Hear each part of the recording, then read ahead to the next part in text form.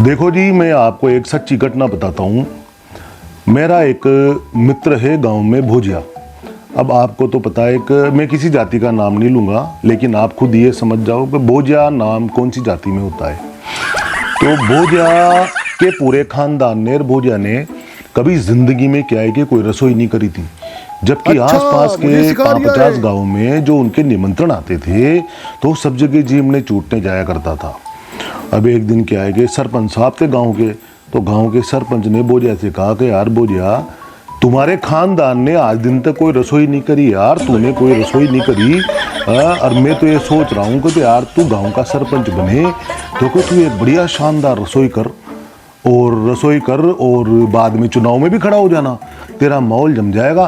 तो अपन एक काम करते हैं कि प्रशासन के लोगों को बुला लेते हैं, एसडीएम साहब को और कलेक्टर साहब को, और विधायक जी भी आ जाएंगे, मैं सरपंच राय सही एक आध मंत्री संतरी को भी बुला लेंगे और आसपास के 15-20 गाँव में निमंत्रण दे दे शानदार।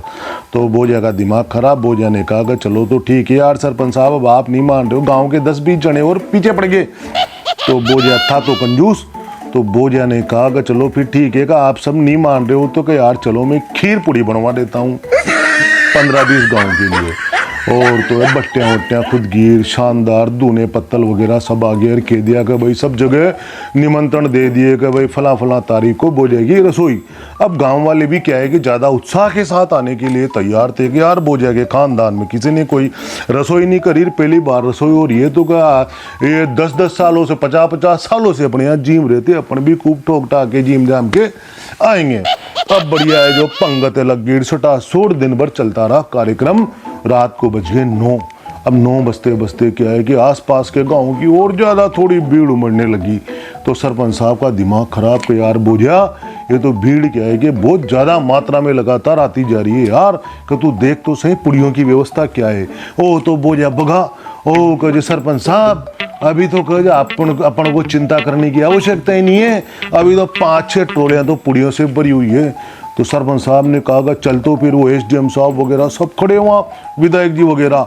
तो फिर उसने सरपंच साहब ने कहा तो फिर खीर तो चेक करके आगा, खीर कितनी है। ओ तो वह भोजिया भगा और दौड़ करके वापस आया। अरे कहा सरपंच साहब चिंता करने की आवश्यकता ही नहीं है, अभी तो गोडा गोडा खीर है। तो आसपास के सब लोगों का दिमाग खराब। विधायक जी ने पूछा, अरे कहा यार भोजिया तू खीर में उड़ गया क्या अंदर? हाँ, मैं समझदार आदमी हूँ, भोजिया बोला।